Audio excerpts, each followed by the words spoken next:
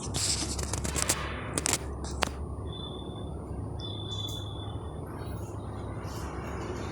now we will study function.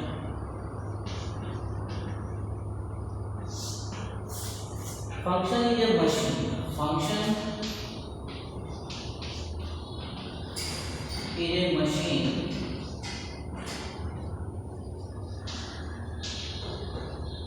in which we put some input and after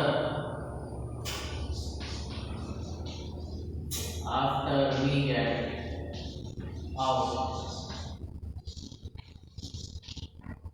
Function is a machine. Function is a machine in which we get some input and after we get output depending upon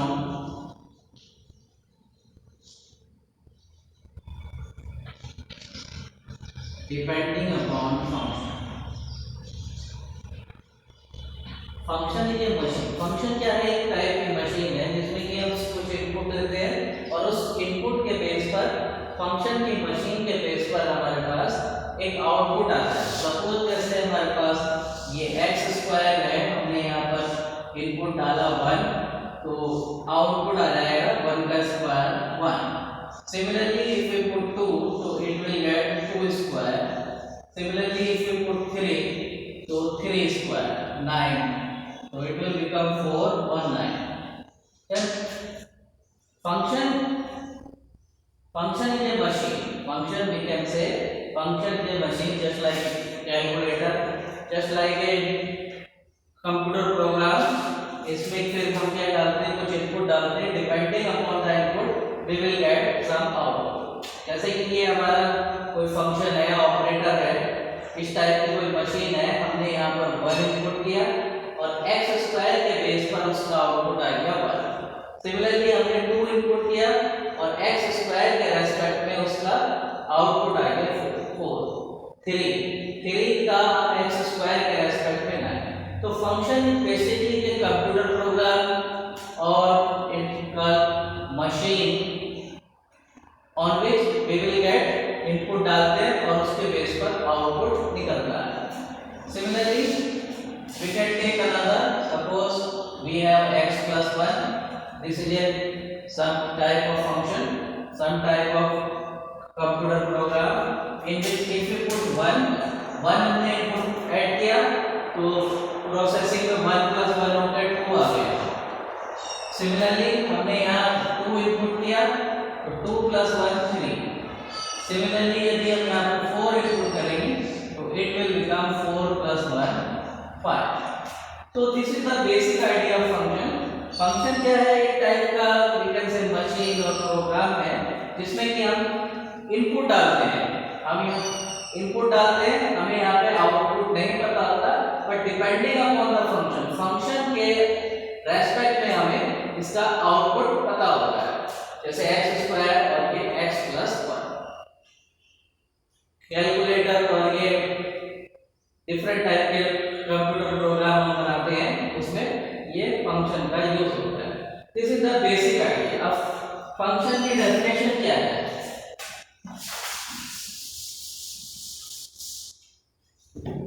function की definition है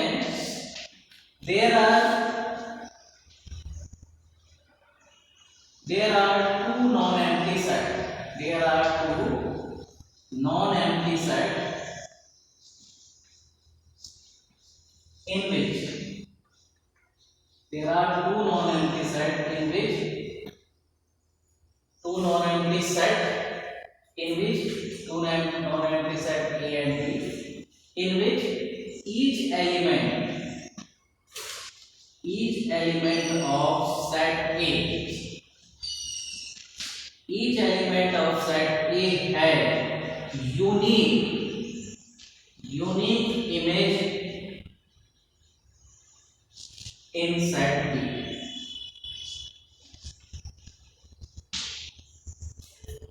तो function की definition क्या है हमारे पास?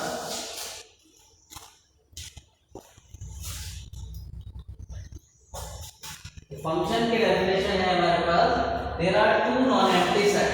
हमारे पास f such that a tends to b,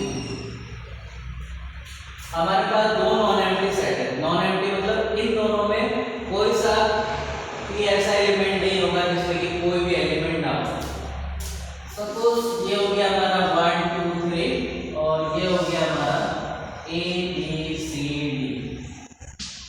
definition के according there are two non empty set. हमारे पास दो नॉन एम्प्टी सेट होंगे, यानी कि दोनों सेट में कोई ना कोई एक एलिमेंट होगा जिसमें कि सेट ए का प्रत्येक एलिमेंट सेट बी से यूनिकली एसोसिएटेड होगा। सेट ए का ये बोलते हैं, सेट ए का प्रत्येक एलिमेंट ये हो गया ए और बी, सेट ए का प्रत्येक एलिमेंट सेट बी से यूनिकली एसोसिएटेड होगा। यूनिकली मतलब उसकी एक ही इमेज होगी, 2b से होगा 3c से होगा। तो सेट ए में ऐसा कोई भी एलिमेंट नहीं होना चाहिए जिसकी सेट बी में इमेज ना हो, इसको हम कहते हैं इमेज, और this is called pre image. ठीक है, तो इसको हम बोलेंगे a small a is the image of a, small p is the image of 2, small c is the image of 3। हम इसको ऐसे भी बोल सकते हैं 1 is the pre image of a, 2 is the pre image of b, 3 is the pre image of c। तो इसका मतलब क्या है कि हमारा सेट a की प्रत्येक एलिमेंट की सेट b में यूनिक इमेज होनी चाहिए। यूनिक मतलब सिर्फ 1। ऐसा पॉसिबल नहीं होगा कि भाई 1 2 3 a b c d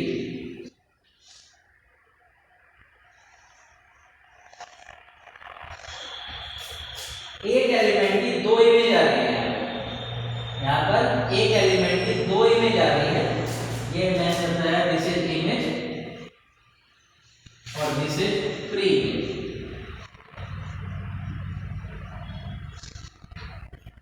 ऐसा नहीं हो सकता कि एक एलिमेंट की दो इमेज आ जाए, तो ये फंक्शन नहीं है, this is not function, this is not function. ये वैसे ही हो गया जैसे आपने 2 + 3 करा, तो 2 + 3 करके 5 ही देगा, 5 और 6 दो वैल्यू तो देगा नहीं। 2 + 3 करके हमें एक ही आउटपुट मिलेगा, ऐसा नहीं कि 2 + 3 करके हमें दो आउटपुट मिल जाए। तो एक यहाँ पे कोई फंक्शन रहा होगा, अभी हमने एक्सप्लेन नहीं करा है। सेट ए से सेट बी में यहाँ से 1 से लेकर a तक, सेट ए से सेट बी तक कोई एक फंक्शन रहा होगा जिसका 1 से इससे ए और बी से इसका एसोसिएशन हुआ होगा 2 + c से 3।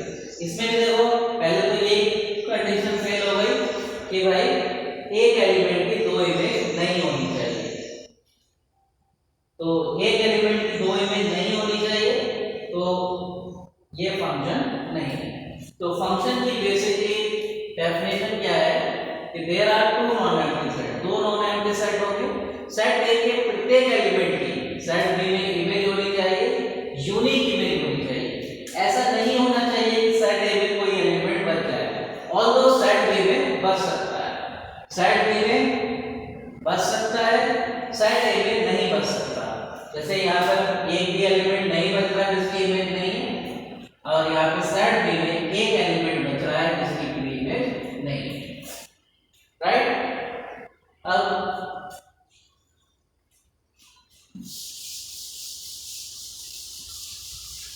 अब कुछ और एग्जाम्पल देखते हैं। अब हमें चेक करते हैं कि भाई ये फंक्शन है या नहीं। A B C D 1 2 3 4 1 ये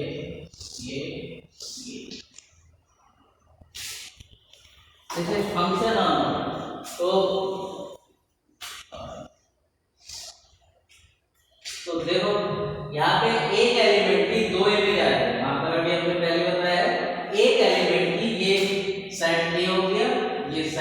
हो गया, ये इमेज, ये प्री इमेज हो गई, प्री इमेज, और ये हो गई आपकी इमेज।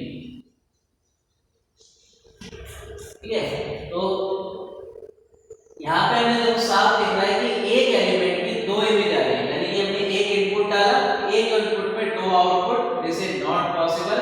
तो ऐसा नहीं हो सकता कि एक एलिमेंट की दो आउटपुट आ रहा हो, तो this is not function, this is not function.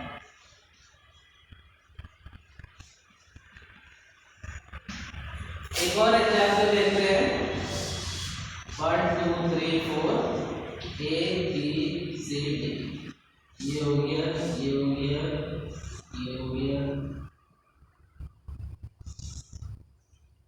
ये। अब देखो, ऐसा पॉसिबल हो सकता है कि दो एलिमेंट की एक इमेज आ जाए, दो एलिमेंट की एक इमेज आ जाए, लेकिन ऐसा पॉसिबल नहीं है कि एक इमेज की दो इमेज आ जाए। ऐसा पॉसिबल है, ये प्री इमेज और ये इमेज, ऐसा पॉसिबल है कि एक इमेज की दो प्री इमेज आ जाए, लेकिन ऐसा पॉसिबल नहीं है कि एक इमेज की दो प्री इमेज आ जाए। ठीक है, ऐसा पॉसिबल तो हो सकता है, इसको हम जनरल एक एग्जांपल से समझते हैं। एक मैं बोलता हूं सन और फादर, सेट ए को बोलते हैं हम सन, सेट बी को बोलते हैं हम फादर।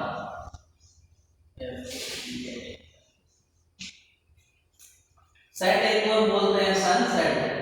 ऐसा पॉसिबल हो सकता है कि दो सन के एक फादर हो, ऐसा तो पॉसिबल हो सकता है, एक दो सन का एक फादर हो, but it is not possible, जो कि के लिए है, but it is not possible कि एक सन के दो फादर। इससे भी एक हम रिलेट कर सकते हैं रियल लाइफ से कि एक सन के दो फादर नहीं हो सकते, दो सन के एक फादर हो सकता है। सो तो ये फंक्शन है, this is not function, this is function.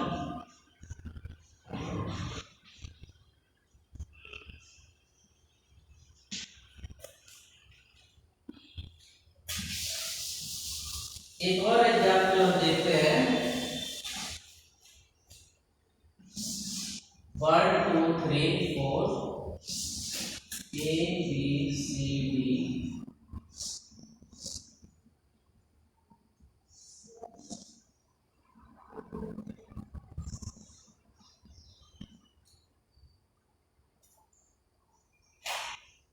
A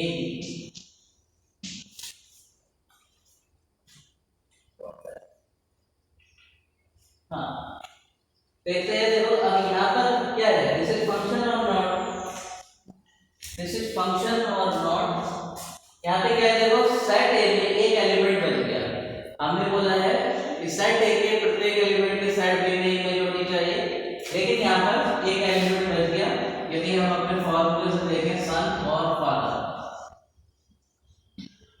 सन और फादर, यहाँ पे देखो ऐसा कोई भी सन नहीं होगा जिसका फादर ना हो, ऑल्दो ऐसा हो सकता है कि किसी का फादर हो और उसका सन ना हो, ऐसा हो सकता है किसी का फादर हो और उसका सन ना हो, लेकिन ऐसा कोई नहीं हो सकता है कि जिसका सन हो लेकिन उसका फादर ना हो। So this is not function, this is not function. ठीक है, तो फंक्शन की थोड़ा एक कॉम्प्लिकेटेड होता है। फंक्शन की क्या डेफिनेशन है, हमारे पास दो नॉन एम्प्टी सेट होने चाहिए, यानी कि दोनों सेट में कोई ना कोई एलिमेंट होना चाहिए। सेट ए के प्रत्येक एलिमेंट की सेट बी में इमेज होनी चाहिए। सेट ए के एलिमेंट को हम प्री इमेज बोलते हैं और सेट के एलिमेंट को हम इमेज बोल सकते हैं, एसोसिएशन बोल सकते हैं, और यदि आगे बढ़ोगे तो ट्रांसफॉर्मेशन बोलते हैं। तो ये हमारा फंक्शन का बेसिक कॉन्सेप्ट हो गया। अब f such that a tends to b, इसमें क्या होता है, ये तो फंक्शन ही नहीं है। f such that set A के प्रत्येक एलिमेंट, सेट ए के प्रत्येक एलिमेंट कहलाते हैं हमारे डोमेन। सेट बी के प्रत्येक एलिमेंट कहलाते हैं हमारे कोडोमेन।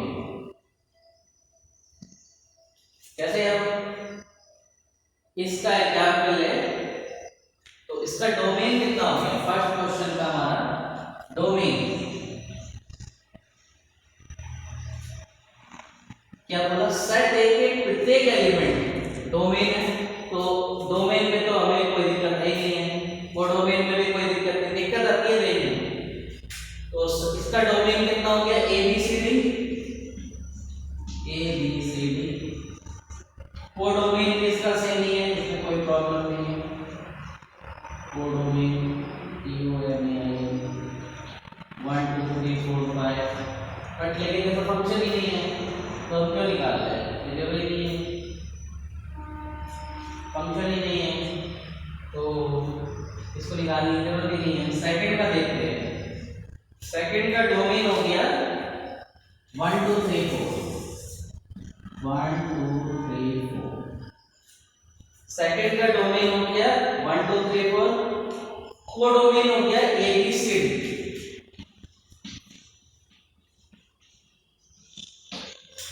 सेकंड डोमेन और कोडोमेन में कोई डिफरेंस नहीं होता। रेंज, अब इसमें थोड़ा सा रेंज में हमें देखना पड़ेगा। रेंज में क्या है? जितने एलिमेंट की जो ये इमेज वाले एलिमेंट है, जो भी इमेज वाले एलिमेंट है उसको हम बोलते हैं रेंज। तो इसमें A B C रेंज हो गया A B C, ठीक है। तो डोमेन तो हमारा फिक्स होगा, क्योंकि डोमेन में तो कोई एलिमेंट बचना ही नहीं है, डोमेन में तो सारे एलिमेंट आएंगे। कोडोमेन भी हमारा फिक्स होगा। रेंज, रेंज हमारा रहेगा, रेंज हमारा रहेगा A B C। Codomain, codomain range के इक्वल भी हो सकता है और नॉट इक्वल भी हो सकता है। Codomain may be equal to range, codomain range के इक्वल भी हो सकता है और अनइक्वल भी हो सकता है। तो इसके लिए आगे जब हम ऑन टू